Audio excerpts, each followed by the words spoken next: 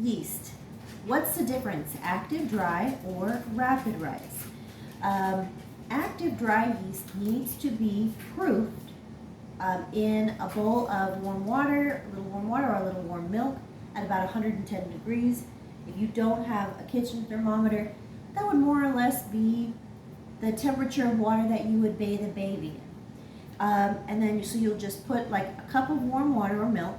You'll put 1 packet of this active dry yeast and maybe a half a teaspoon or a teaspoon of sugar or a little squeeze of honey, because this feeds off of sugar. Within about 5 to 7 minutes, you'll see foaming.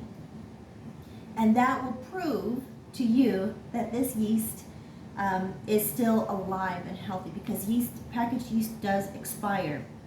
It does go bad. In the 1970s, we got this really cool thing called rapid rise yeast. You'll also see it under the name of instant yeast or quick rise yeast, fast acting yeast. Anything that insinuates speed, less time, is going to be this and not the classic active dry. So which one should you use?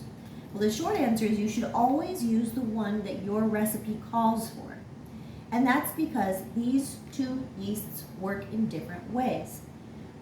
The thing that is speedy about this one is that it only requires 1 rise. So that is to say, you can mix your dry ingredients, because with this one you can just put all the dry ingredients together.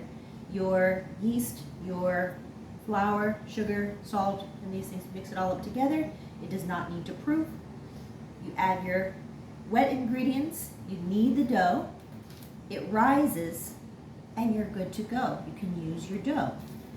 With this, besides the proofing step, you need to add the proofed yeast, which is now watery, to your dry ingredients, along with your other wet ingredients. You're going to knead the dough, you're going to let it rise, and then it typically will need to be punched down and allowed to rise a second time. So that's why we can call this rapid rise or quick rise yeast, because it only has the one rising.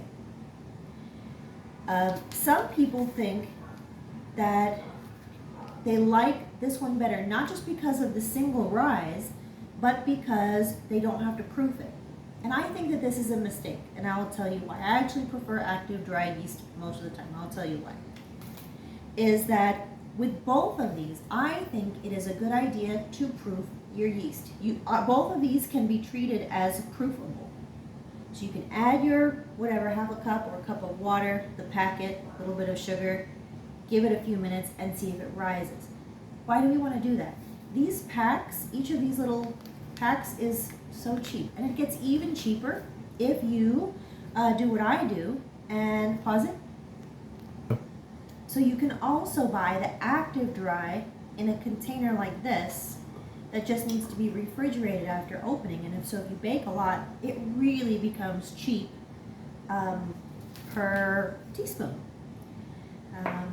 which you will not find the rapid rise in any kind of container like this. But either of these can be proofed. And the reason I think that you should proof it is that even though both of these are cheap, and this gets even cheaper per teaspoon, the other ingredients that you're adding to your dough probably are not cheap.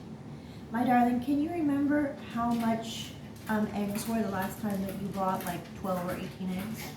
It was today. It was at Aldi, $4.50 something. Okay, so for 12 eggs, right, was it? Yeah. So it's not exactly cheap anymore. I think just a few years ago, I think eggs were like, what, $2.50 for 12? $1 something for $1. Yeah, yeah. that's right. I remember when they were like $1.80. And now they're approaching $4 something for 12 eggs. So it's not exactly a cheap ingredient. Eggs do go into most breads. How about butter?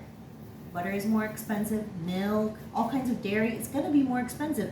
So imagine if you put some rapid rise yeast into your dough, you haven't proofed it, and it turns out, darn, your yeast is bad, it's dead. And now it's too late. You have to throw out all of this dough. It's not usable. So either one, I would recommend that you proof it anyway. So you might as well go with the active dry. And the reason is because this yeast develops more slowly than this one, it allows more complex flavor to come into your baked goods.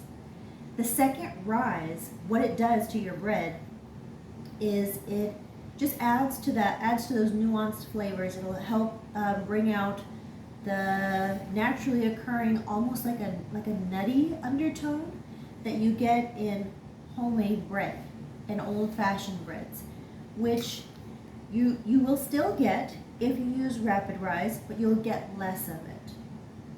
So I would say if you have a question about which one to use, again, the short answer is we're going to use the one that our recipe calls for, but the long answer is I hope that you will start looking for recipes that use active dry yeast and require 2 proofings. Yes, it's more work, it is more time. It means that you're going to have to check on your bread dough and probably punch it down one time and then let it rise a second time. That's what you're probably going to be doing with all like things like dinner rolls, because they get punched down, formed into rolls, and allowed to rise a second time. You're going to be doing that anyway with rolls, but you're just going to get more complexity of flavor with the active dry. I know some people have questions about natural yeast, like starters for sourdough. I could definitely tell you about that another day, but for right now, I think that this will give you a great starting point, because a lot of people have this question: what's the difference? They're not interchangeable. Take care.